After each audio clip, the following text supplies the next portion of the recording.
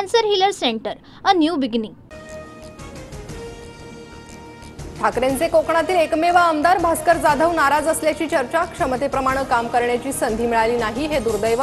जाधवांकडून खंत व्यक्त.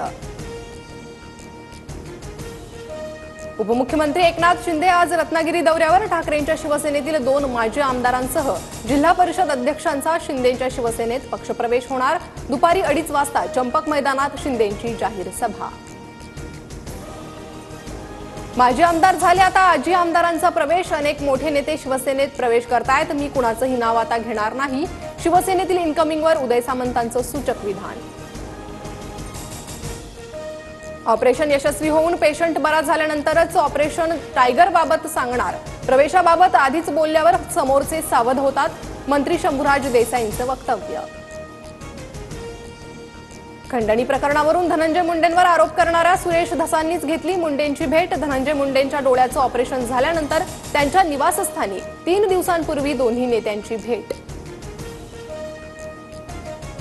धनंजय मुंडेंना लपून भेटलो नाही. तब्येतीची चौकशीसाठी दिवसा भेटलो.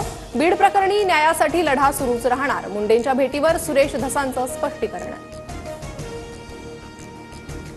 सुरेश धस, धनंजय मुंडे आणि मी 4.5 तास सोबत होतो. मतभेद असतील तर दूर करा असं सांगितलं. धस मुंडेंच्या दुसऱ्या भेटीची माहिती बावनकुळेंनी दिली. 15 ते 20 दिवसांपूर्वी बावनकुळेंनी जेवणासाठी बोलावलं होतं. त्या ठिकाणी धनंजय मुंडे अचानक आले. आमच्यात अर्धा तास चर्चा झाली. मी माघार घेणार नसल्याचं सांगितलं. धसांकडून दुसऱ्या भेटीवरही स्पष्टीकरण. समाजानं सुरेश धसांवर विश्वास दाखवला होता. मात्र सत्तेच्या आहारी जाऊन धसांकडून दगाफटका होईल अशी अपेक्षा नव्हती. मुंडे धस भेट महाराष्ट्रासाठी दुर्दैवी. जरांगेंची टीका. धनंजय मुंडेंची भेट घेतल्याची बातमी कुणी लीक केली? काही लोकांवर शंका. मात्र लगेच कोणावरही बोलणार नाही. आमदार सुरेश धस यांचा इशारा. बीड 2 कोटी खंडणी प्रकरणात आरोपी सुदर्शन घुलेच्या आवाजाचा नमुना घेतला. तपास अधिकाऱ्यांच्या मागणीनंतर घुलेला 14 दिवसांची न्यायालयीन कोठडी. पालिका निवडणुकीपूर्वी नाशकात मनसेला पुन्हा धक्का. 25 ते 30 पदाधिकारी भाजपात जाणार. चंद्रशेखर बावनकुळेंच्या उपस्थितीत पक्षप्रवेश. राज ठाकरेंच्या दौऱ्यानंतरही पक्षात गळती सुरूच. पालघरचे पालकमंत्री गणेश नाईक 24 फेब्रुवारीला ठाण्यात जनता दरबार घेणार. भाजप संपर्क प्रमुख म्हणून ठाणेकरांच्या समस्या जाणून घेणार. पक्षवाढी करण्यावर नाईकांचा भर. मुंबईतील न्यू इंडिया बँक पुढील 6 महिने कर्ज किंवा आगाऊ रक्कम देऊ शकणार नाही. ठेवीदारांना खात्यातील पैसेही काढता येणार नाही. रिझर्व्ह बँकेनं लादलेल्या निर्बंधांचे परिणाम. सिडकोकडून पुन्हा सर्वसामान्यांचा भ्रमनिरास. गृहनिर्माण योजनेची संगणकीय सोडतीची तारीख पुढे ढकलली. अंतिम यादीनुसार 21,399 अर्जदार पात्र. गोरेगावच्या पत्राचाळीतील घरांसाठी 16 फेब्रुवारीऐवजी 26 फेब्रुवारीला सोडत. पत्राचाळीतील मूळ भाडेकरूंसाठीच्या पुनर्वसित इमारतींचं काम पूर्ण. राज्यात जीबीएस आजाराचा 3रा बळी. नागपुरातील 55 वर्षीय रुग्णाचा आयसीयूत उपचारादरम्यान मृत्यू. नागपुरात सध्या 2 रुग्णांवर आयसीयूत उपचार.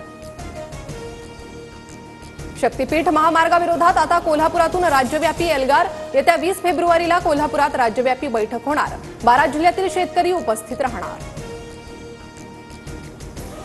शनी शिंगणापूरमधील शनिदेवाला फक्त ब्रँडेड तेलानेच अभिषेक केला जाणार. भेसळीच्या तेलानं शिळेची झीज रोखण्यासाठी देवस्थानचा निर्णय.